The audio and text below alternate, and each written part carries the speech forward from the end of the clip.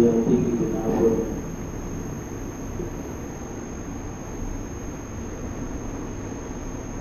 پاکستان میں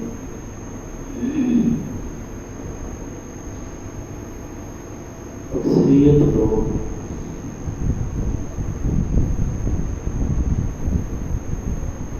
سیلاب کی زد میں آ چکے ہیں۔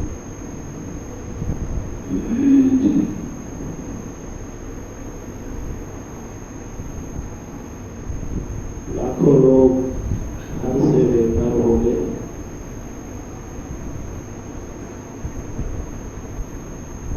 کہیں ایک جانیں ضائع ہو چکی ہیں، جانور مویشی ہلاک ہو گئے۔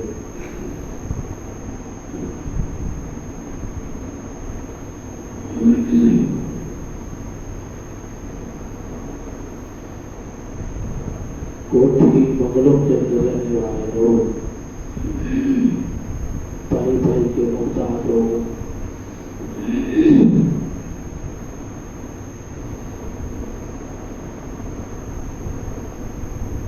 ماں ہے تو بچے نہیں، بچے ہیں تو والدین نہیں۔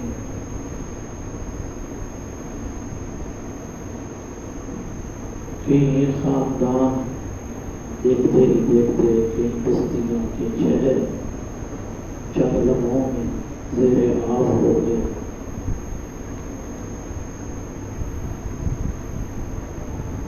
انتہائی دکھ بھرے مناظر ہیں۔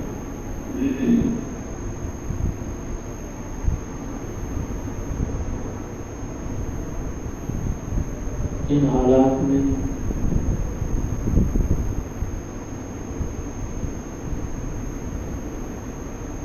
انسانوں کو انسانیت کے ناطے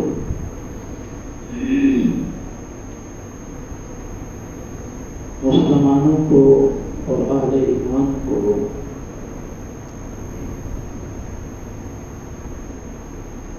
کیا کرنا چاہیے؟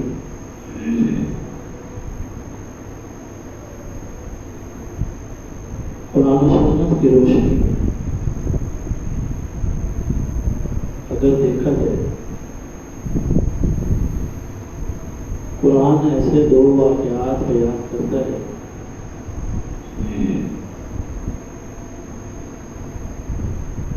جن میں سے پہلا واقعہ سیدنا حضرت نوح علیہ السلام اور ان کی قوم ہے۔ سیدنا حضرت نوح علیہ السلام 950 سال تک اپنی قوم کو پڑھایا۔ قال رب انی دعوت قومی لیلا ونہارا ولم یزدہم دعائی الا فرارا۔ وہ لوگ بجائے سیدنا حضرت نوح علیہ السلام کی بات سننے کے بھاگ جاتے، اپنے سروں پر کپڑے ڈال لیتے، اپنے کانوں میں انگلیاں ڈال لیتے۔ اللہ بیان کرتے ہیں یہ سب کچھ وہ تکبر کی بنا پر کرتے ہیں۔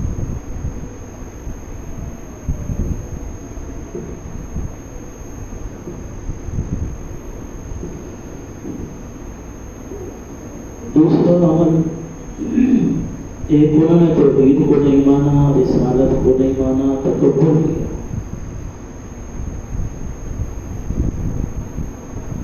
دوسرا انہوں نے جناب سیدنا حضرت نوح علیہ السلام کا مذاق اڑایا، تمسخر کیا۔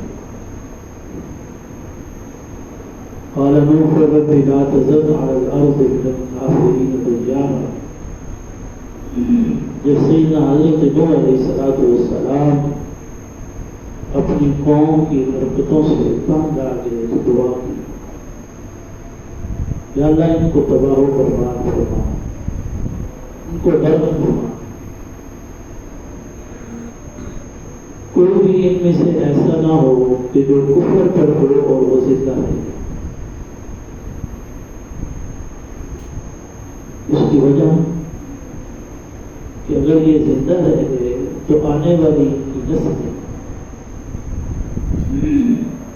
وہ بھی کفر پر ہو۔ تو اللہ تبارک و تعالیٰ نے آسمانوں سے زمین سے تندور کی طرح ابلنے والا پانی بھیجا، جس نے پوری کی پوری سرزمین کو اپنی لپیٹ میں لے لیا۔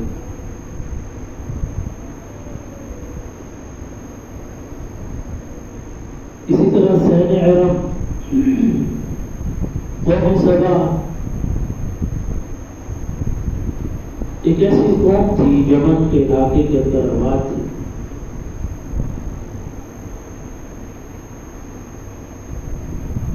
جب ان کے پاس ملکہ بلقیس آئی تو انہوں نے ملکہ بلقیس سے اپنی معیشت کی تنگی کی شکایت، یمن کے جتنے مستری تھے دانشور تھے ان کو بلایا، جمع کیا، ایک بہت بڑا ڈیم تیار کیا جس کے اندر پانی کو جمع کیا گیا۔ اس کی بدولت اللہ تبارک و تعالیٰ نے ان کے شہر کو جنت کے نقشے میں تبدیل کر دیا۔ علماء نے لکھا ہے باغات جنتان عن یمین و شمال، دائیں بائیں باغات ہی باغات، اور اس قدر پھلوں سے بھرے ہوئے تھے کہ اگر کوئی بندہ سر پہ ٹوکری رکھ کے باغ میں داخل ہوتا ایک پھل بھی نہ توڑتا، دوسری طرف نکلنے تک اس کی ٹوکری پھیل جاتی۔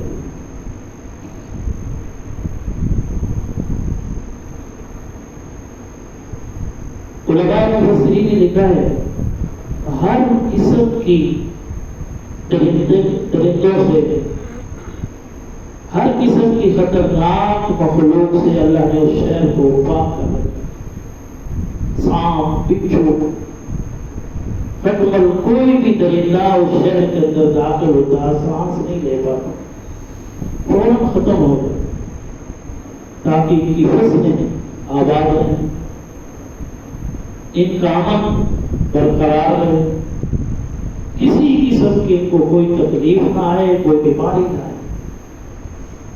فَعَرَضُوا فَأَرْسَلْنَا عَلَيْهِمْ سَيْلَ الْعَرِمِ وَبَدَّلْنَاهُمْ بِجَنَّتَيْهِمْ جَنَّتَيْنِ ذَوَاتِي أُكُلٍ خَمْطٍ وَأَثْلٍ وَشَيْءٍ مِّن سِدْرٍ قَلِيلٍ۔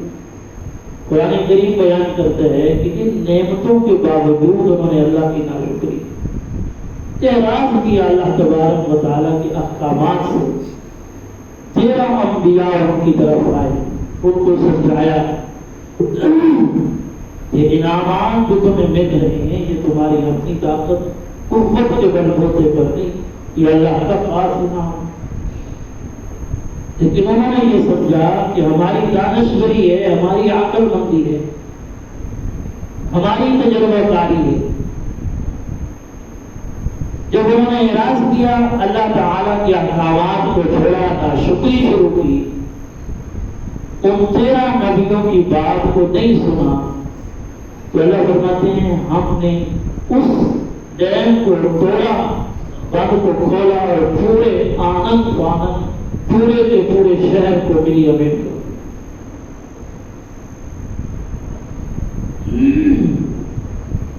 معلوم یہ ہوا پانی اللہ تبارک و تعالیٰ کی نعمت ہے اور بندوں کے لیے پیدا کی گئی۔ حضور نبی کریم صلی اللہ علیہ وسلم خطبہ جمعہ ارشاد فرما رہے ہیں، ایک اعرابی شخص آئے، دیہاتی آئے، داخل ہوئے، عرض کہ یا رسول اللہ ہمارے جانور مر رہے ہیں، انسان بھوک اور پیاس کی شدت کی وجہ سے ختم ہو رہے ہیں، اللہ سے دعا مانگو۔ آپ علیہ الصلوۃ والسلام نے دعا مانگی کہ یا اللہ جو تو نے بارش بندوں کے لیے رحمت بنا رکھی وہ بارش زمین پہ ہم سب کو عنایت ہو۔ معلوم یہ ہوا کہ بارش تو رحمت ہوتی ہے، اور بندوں کی ضروریات کو پورا کرنے کے لیے اللہ تبارک و تعالیٰ نے اس کو بنایا ہے. وَأَنزَلْنَا مِنَ الْمُعْصِرَاتِ مَاءً ثَجَّاجًا. ہم اس کو ڈالتے ہیں قطرہ قطرہ کر تاکہ اس سے زمین سے پھل نکلیں اور جس سے تمہاری ضروریات پوری ہوں. لیکن یہی بارش آپ علیہ الصلوۃ والسلام نے ارشاد فرمایا جب یہ بارش زمین پر اترتی ہے اس کے ایک قطرے کے اندر اس قدر تیزی ہوتی ہے کہ اگر یہ براہ راست اللہ تبارک و تعالیٰ کی اجازت کے بغیر اور اسی تیزی کے ساتھ اترے تو یہ زمین کو پھاڑ کر رکھ دے. لیکن اللہ نے بارش کے ہر قطرے کے ساتھ ایک فرشتے کو زمین پر نازل کیا جو اس کی تیزی کے باوجود اس کی خطرناکی کے باوجود اس پانی کے ایک ایک قطرے کو زمین پر سنبھال کر لاتے ہیں اور وہ پانی کا قطرہ انسان کی ضرورت کو پورا کرتا ہے نقصان نہیں. لیکن جب یہی پانی جس کو اللہ نے انسان کے لیے بنایا ہے جب انسان اللہ تبارک و تعالیٰ کی احکامات اور پیغمبر علیہ الصلوۃ والسلام کی تعلیمات اور اس کے اللہ کی طرف سے کی گئے انعامات کی ناشکری کرنے لگتا ہے انکار کرنے لگتا ہے پھر یہی رحمت والا پانی انسان کے لیے رحمت بن جاتا ہے.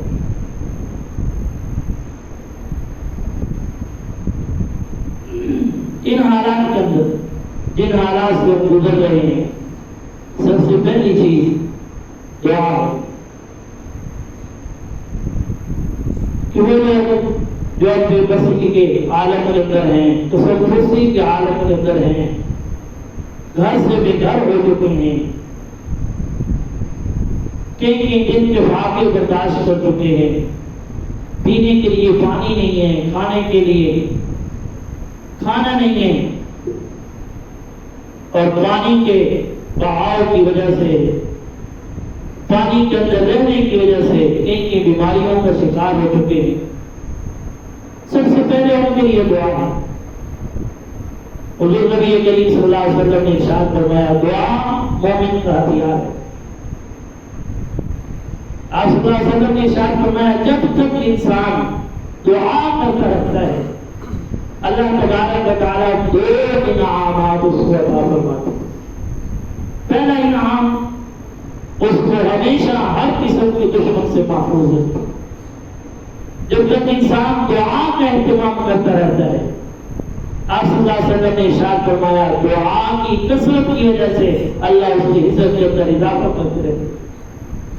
اور یہ ایک ایسی چیز ہے حضور صلی اللہ علیہ وسلم نے ارشاد فرمایا جو مسائل اور حالات واقعات تمہارے ساتھ پیش آ رہے ہیں اس کے لیے بھی دعا ہے اور جو حالات واقعات تمہارے ساتھ پیش آنے والے ہیں اس کے لیے بھی دعا ہے. جو حالات پیش آ چکے مصیبت پریشانی ہے آپ علیہ الصلوۃ والسلام نے ارشاد فرمایا ان سے چھٹکارے کے لیے دعا کرو اللہ اس کی مدد سے ان حالات کو واقعات کو بدل دے. اور جو حالات واقعات مصیبت پریشانی پیش آنے والے ہیں حضور علیہ الصلوۃ والسلام نے ارشاد فرمایا بندہ دعا کرتا ہے اس کی دعا اللہ تبارک و تعالیٰ کے دربار کی طرف سے مشروع کرتی ہے. یہاں تک کہ وہ اللہ تعالیٰ کے دربار میں بھی تقریر پہنچتی کہ اللہ کا مصیبت اور پریشانی اور اس کے بارے کے اندر اس کے مزاج کے خلاف حالات و واقعات کے بارے کے اندر فیصلہ زمین پر اترنے لگتا ہے وہ دعا اس کی آڑ کے اندر آ جاتی ہے. وہ حالات نیچے اترنا چاہتے ہیں لیکن دعا نیچے نہیں اترنے دیتے. یہاں تک کہ ان کے درمیان کے اندر حضور نبی کریم صلی اللہ علیہ وسلم نے ارشاد فرمایا تکرار چلتا رہتا ہے بالآخر دعا غالب آتی ہے. اللہ اپنے فیصلے کو تبدیل فرما کر بندے کی دعا کی وجہ سے حالات کو ختم کرتا ہے. اس لیے فرمایا جو واقعات حادثات پیش آ چکے اس کے لیے بھی دعا جو پیش نہیں آئے اس کے لیے بھی دعا اور پھر ایک مومن کی دعا دوسرے مومن کی غائبانہ طور پر حضور صلی اللہ علیہ وسلم نے ارشاد فرمایا اللہ دعا کو کبھی رد نہیں فرماتا. ایک مسلمان دوسرے مسلمان کی غائبانہ طور پر گھر سے باہر، مسجد سے باہر، شہر سے باہر، اس کو علم کے اندر نہیں ہے، اس کے لیے دعا کر رہا ہے، حضور نے فرمایا اللہ اس دعا کو کبھی رد نہیں فرماتا۔ تو تبرانی شریف کی روایت حضور صلی اللہ علیہ وسلم نے ارشاد فرمایا جب ایسا بندہ، مومن بندہ اپنے لیے نہیں اپنے مسلمان بھائی کے لیے دعا کر رہا ہوتا ہے، اپنی دعا اپنی ذات کے لیے دعا کرتے ہوئے معلوم نہیں قبول ہوگی یا نہیں، لیکن جب کسی دوسرے غائبانہ مسلمان کے لیے دعا کرتا ہے، اس کی ہر دعا پر آمین کہنے والے فرشتے ہوتے ہیں۔ اللہ اس کی دعا کو قبول فرمائے۔ آج ان حالات کے اندر اپنے ان مسلمان بھائیوں کو دعاؤں کے اندر یاد رکھنا جو سیلاب کی زد کے اندر آ گئے، مصیبت اور پریشانی کے عالم کے اندر ہیں،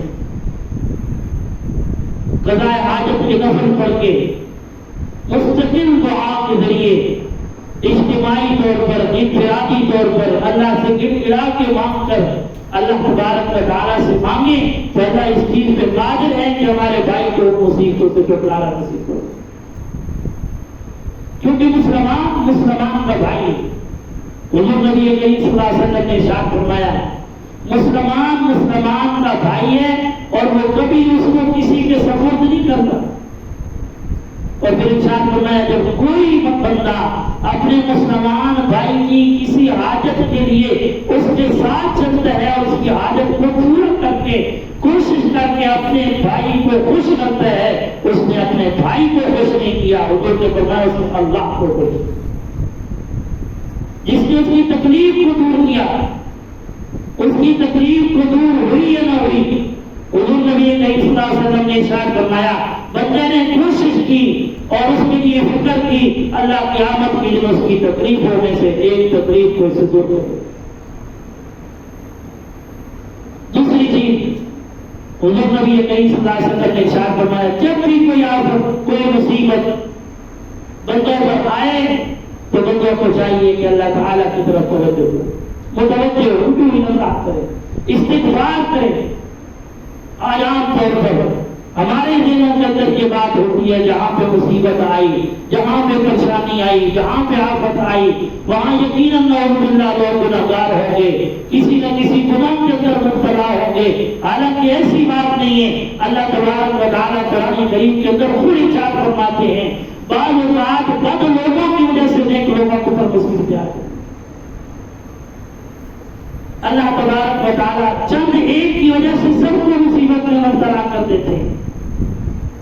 اب جن پر مصیبت آئی اس صورت میں کہ ان کے گناہوں کی بدولت ان کے لیے تو وہ مصیبت اور عذاب بنا، اور جو نیک لوگ تھے ان کی نیکی کے باوجود مصیبت آئی وہ ان کے لیے آزمائش بنی اور درجات کی بلندی کا سبب ہوئی۔ اور اسی طرح ہم یہ سمجھتے ہیں کہ ان کی وجہ سے آیا، حالانکہ ان کی وجہ سے نہیں، آزمائش ہے۔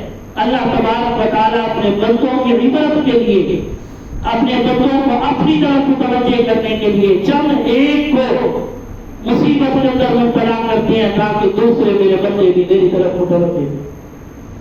دوسرا کام علماء نے لکھا ہے ان حالات کے اندر استغفار ضروری ہے۔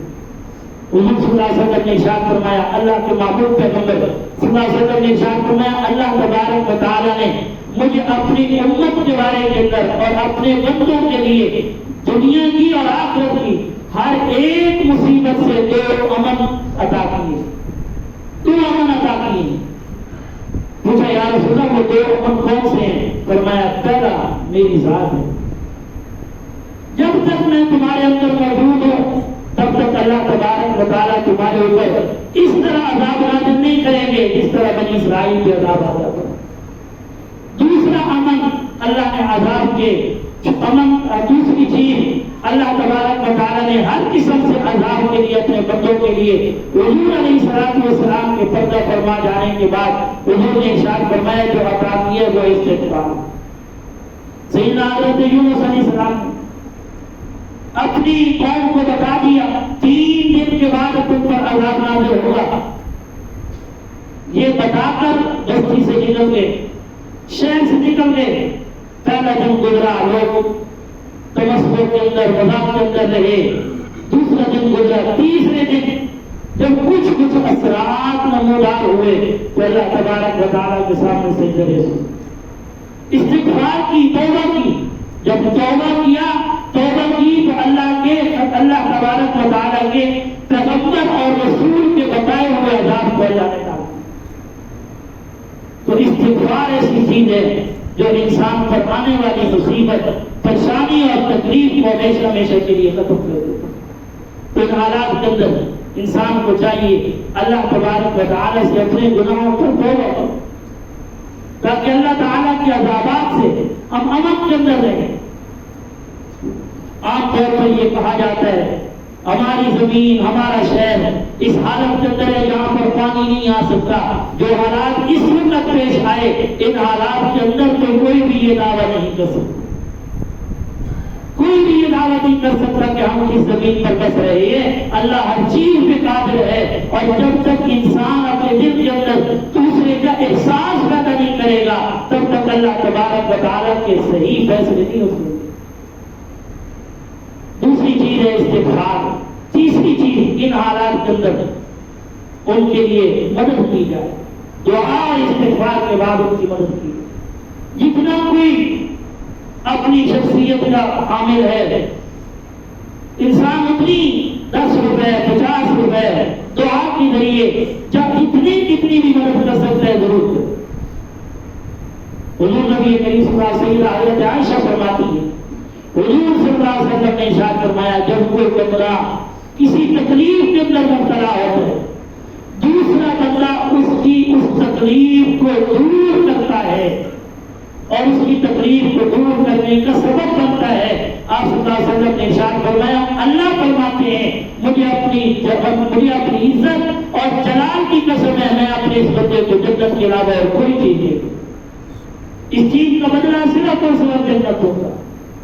حضور صلی اللہ علیہ وسلم نے ارشاد فرمایا سیدنا حضرت ہریرہ راوی نے فرمایا کہ وہ بھوکا انسان اس وقت کتنے بھوکے ہیں جو سیلاب کی زد کے اندر آ چکے ہیں، کتنے پانی کے بھوک کے لیے ترستے ہیں، پانی کے اندر رہتے ہوئے پینے کا صاف پانی نہیں مل رہا.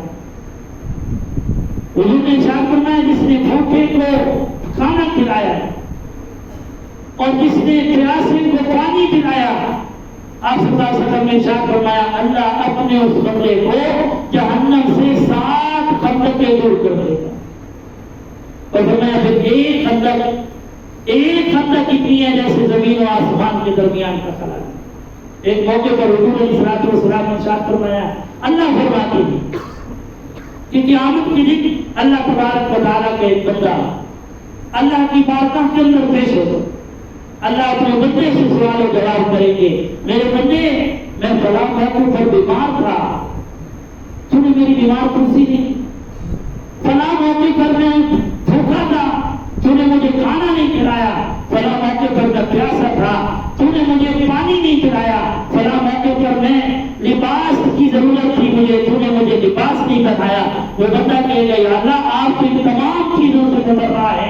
اللہ فرمائیں گے فلاں موقع پر میرے بندے کو بھوک لگی تھی تیرے پاس ہونے کے باوجود تو نے نہیں کھلایا، اگر تو کھلاتا تو میرے بندے کے پاس مجھے پاتا، اگر تو پلاتا تو میرے بندے کے پاس تو مجھے پاتا، اگر تجھے اس کو لباس پہناتا تو میرے بندے کے پاس تو مجھے پاتا. گویا کہ تو نے میرے بندے کو کھلانا تھا، گویا کہ مجھے کھلانا تھا، میرے بندے کو کھلا کر مجھے کھلانا تھا. کیوں؟ اس لیے کہ جتنی بھی مخلوق ہے ساری کی سارا میرا خطبہ ہے، میرا قبیلہ ہے، خاندان ہے. حدیث کے اندر آتا ہے حضور صلی اللہ علیہ وسلم نے ارشاد فرمایا قیامت کے دن جنتی لوگ جنت کے اندر چلے جائیں گے، جہنمی لوگ جہنم کے اندر چلے جائیں گے. لیکن جہنم کے ادوار اور اس کی منزلیں مختلف ہوں گی. ایمان والے جہنم کے اندر اس لیے نہیں جائیں گے ان پر عذاب نازل ہوگا. حضور صلی اللہ علیہ وسلم نے ارشاد فرمایا نہیں، ان کو عذاب کے لیے جہنم میں نہیں ڈالا جائے گا، ان کی صفائی کے لیے ان کو جہنم کے اندر ڈالا جائے گا.